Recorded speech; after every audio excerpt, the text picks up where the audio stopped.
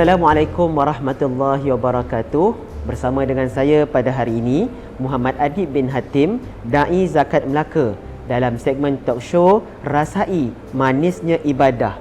Bersama dengan saya pada hari ini ialah Cik Syaiful Rizal bin Abdul Aziz selaku pemilik kedai Taste of Coffee, yang mana ini merupakan antara satu-satunya premis Bumiputera Muslim yang terdapat di negeri Melaka yang baru dibuka dan sewajarnya menjadi perhatian tuan-tuan dan puan-puan yang saya hormati sekalian. Yang mana pada petang ini Zakat Melaka dengan kerjasama pemilik kedai Taste of Coffee ini berbesar hati untuk berkongsi berkenaan tentang pengalaman-pengalaman menarik yang diperolehi oleh Cik Syaiful Rizal untuk dikongsikan kepada kita semua. Sebelum tu apa khabar Cik Syaiful Rizal? Alhamdulillah. Alhamdulillah, sihat Sihat. Nampak daripada Kuala Lumpur tadi memandu pemanduan ke Melaka, saya difahamkan berulang. Satu jihad yang besar dalam perniagaan, satu jihad yang besar dalam perjuangan untuk mencari rezeki, dan dalam masa yang sama untuk kita meneruskan kehidupan. Jadi Cik Syaiful Rizal, kita mulakan santailah. Okey. Jadi apa sebenarnya perniagaan yang Cik Syaiful Rizal tubuhkan ni? Nampak satu perniagaan yang menarik kalau kita lihat di sekeliling dengan premis yang mana dimiliki oleh Bumiputera Muslim. Jadi boleh tak Cik Syaiful Rizal kongsikan latar belakang mengenai perniagaan ini, bila dia ditubuhkan dan berapa lama masa yang diperuntukkan untuk menubuhkan perniagaan ini sampai menjadi alhamdulillah menarik seperti hari ini. Silakan Cik Syaiful Rizal. Alhamdulillah, terima kasih Ustaz Zik. Saya Saya Syaiful Rizal bin Abdul Aziz, owner lah untuk perniagaan kedai kopi ni.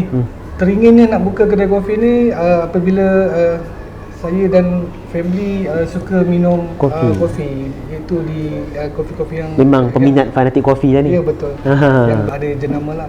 Jadi oleh kerana kita kerap minum kopi-kofi yang berjenama ni, kita rasa tercetuslah idea kita nak buka kedai kopi sendiri. Menarik tu. Lepas tu kita cuba ikhtiar juga. Macam mana nak cara. Kita pun kena study jugalah. Benda yang kita nak kena buat untuk wujudkan kedai ini. Dalam tempoh berapa tahun tertubuhnya premis ni? Okey, kafe ni ditubuhkan dah 8 bulan. Bulan 7 tahun lepas lah, setelah endemik COVID. Terus jadi segah hari inilah. Alhamdulillah. Jadi kalau kita lihat, Cik Rizal pun ada dua premis. Yang pertama antaranya, selain daripada premis makanan, Cik Rizal ada juga berkecimpung dalam premis industri perniagaan pakaian sekolah, betul? Yang saya difahamkan terletak di Jasin Bistari. Antara produknya adalah pakaian berjenama canggih, antara produk yang terkenal di pasaran. Jadi kalau kita lihat, mungkin ada cabaran-cabaran yang Cik Syaiful Rizal hadapi, dan mungkin Cik Syaiful Rizal boleh kongsikan kepada para pendengar apakah cabaran-cabaran yang diterima sepanjang berkecimpung dalam industri perniagaan ini kan. Mustahil lah kalau tak ada apa-apa langsung ni, mesti ada mungkin minor ke, major ke. Jadi perniagaan yang mungkin boleh kita kongsikan kepada rakan-rakan pendengar, dan apakah faktor yang menyebabkan Cik Syaiful Rizal boleh jadi kuat sampai hari ini? Untuk information, saya ada buka kedai baju sekolah berjenama canggih di Jasin Bistari, iaitu dah lebih setahun. Yang telah dirasmikan oleh Ahli Parlimen Jasin lah, masa tu Tok Mat. Okey, perbezaan baju sekolah dengan kedai kopi ni memang ketara. Baju sekolah dia bermusim. Okey. Dan kedai kopi ni dia harian lah. Okey. Dan ramai juga peminat. Bagi saya, peminat kopi ni, bak kata kopi lover ni memang ramai sangat lah. Dia tak kira bangsa. Jadi kekangan yang untuk baju sekolah tu, bila selepas waktu sekolah dah bermula, perniagaan tu dah kira susun. Maksudnya tiada jual beli yang berlaku lah untuk sampai ke hujung tahun balik. Cuma je bila berkenaan dengan kedai kopi ni, itu yang kita cover syarikat lain untuk buat yang harian punya jualan lah.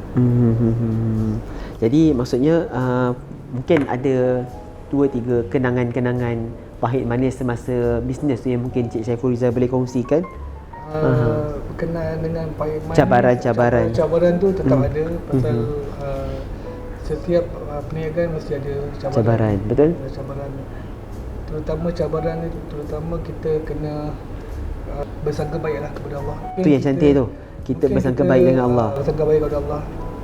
rezeki daripada Allah. Ya, rezeki pada Allah. Okey, maksudnya itulah yang maksudnya Cik Rizal jadi penguat semangat. Kita bersangka baik, kita ada sifat husnuzan dengan Allah. Dan apa pun kita balik dengan Allah. Dan alhamdulillah hari ni Cik Syafrizal bermula dengan satu premis perniagaan tekstil, berbaju sekolah kan, pakaian sekolah, dan hari ni tambah lagi dua pada bulan Mei nanti didoakan mudah-mudahan. InsyaAllah dengan mohon doa semualah kita akan buka di food court Johor Premium Outlet. Okey, tempat yang besar tu. Lepas tu di Setapak Central. Oh, Setapak Central di Kuala Lumpur. Tahniah.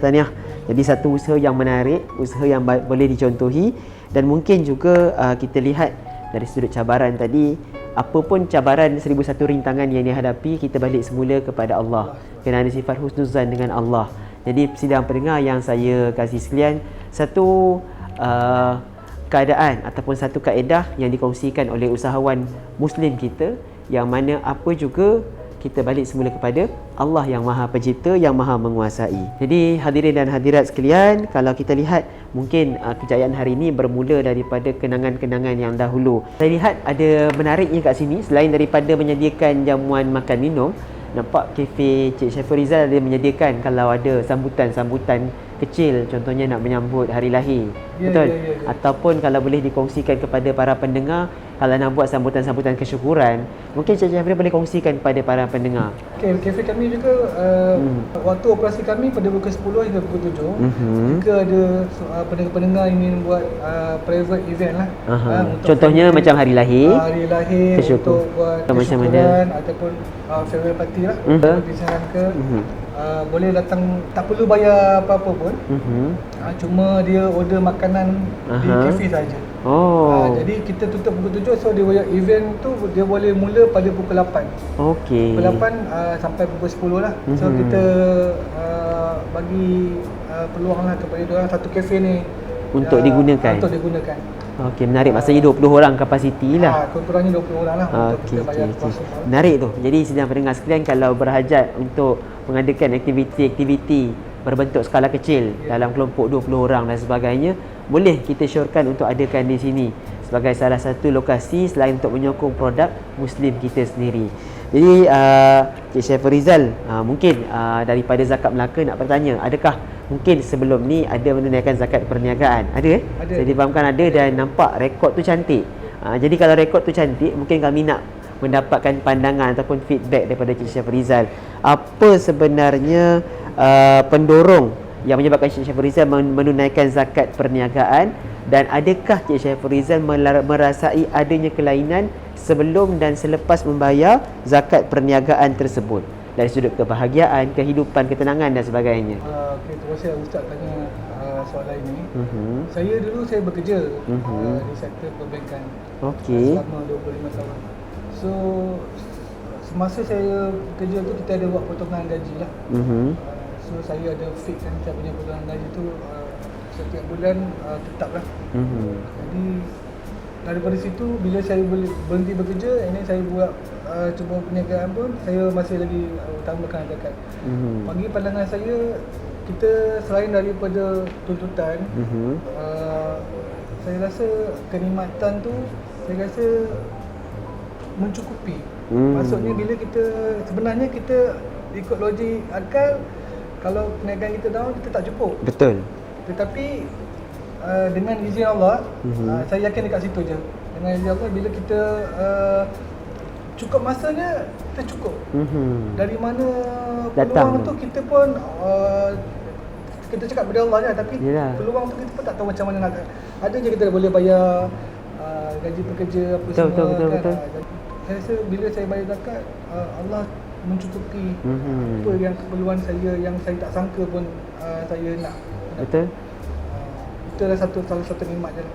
Selain daripada kita punya wajib kita bayar keluaran zakat kan. Wajib tu tentang kita punya agama lah, maksudnya kita kena bayar. Tapi kenikmatan yang kita rasa tu sebenarnya. Jadi nampak menarik tu, logik akal.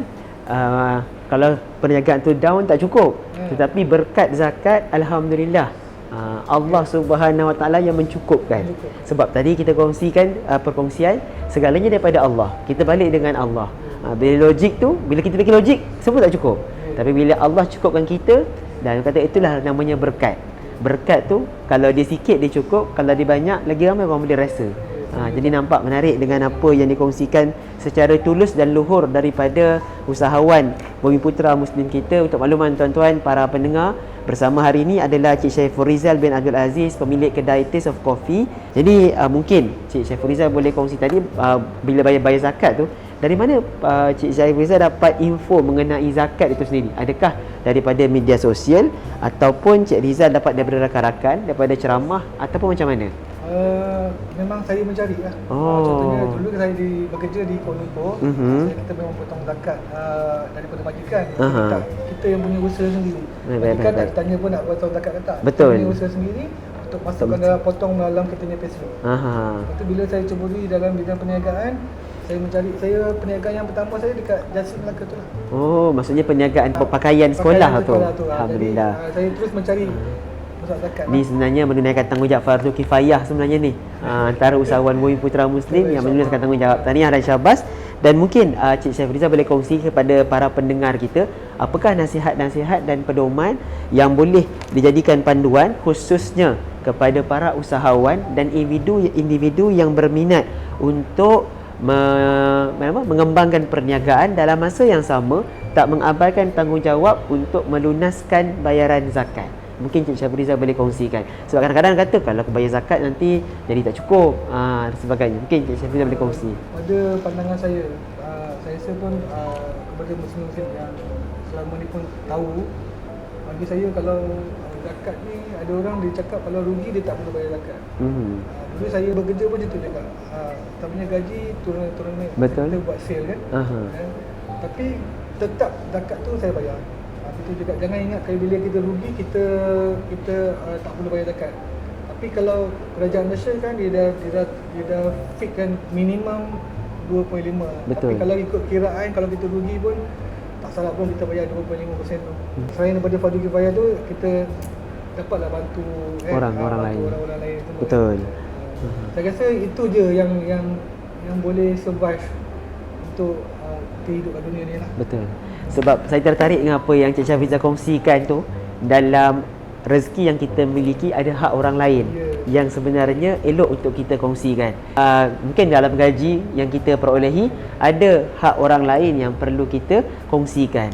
Jadi menyedari hakikat itu, mungkin sebagai penutup kesimpulan untuk segmen talk show pada hari ini, rasai kemanisan ibadah. Mungkin Cik Syaiful Rizal boleh kongsikan sebagai kesimpulan dan penutup, apakah ulasan mengenai perbincangan temu ramah kita pada hari ini yang boleh dijadikan pedoman kepada para pendengar. Bagi saya apapun perniagaan ataupun kita bekerja, kita kena niat kerana Allah Ta'ala. Betul.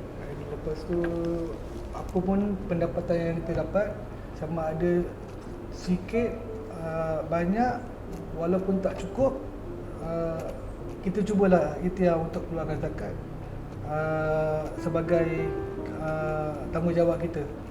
Jadi saya rasa bila kita tunaikan zakat ni, saya rasa Allah akan mencukupi apa yang saya rasa pun tak cukup. Kadang-kadang kita rasa tak cukup, tapi bila kita tunai zakat, memang cukup bulan tu ada je bantuan-bantuan lah, kita cakap lah, bantuan-bantuan daripada Allah kan, yang boleh mencukupi kita.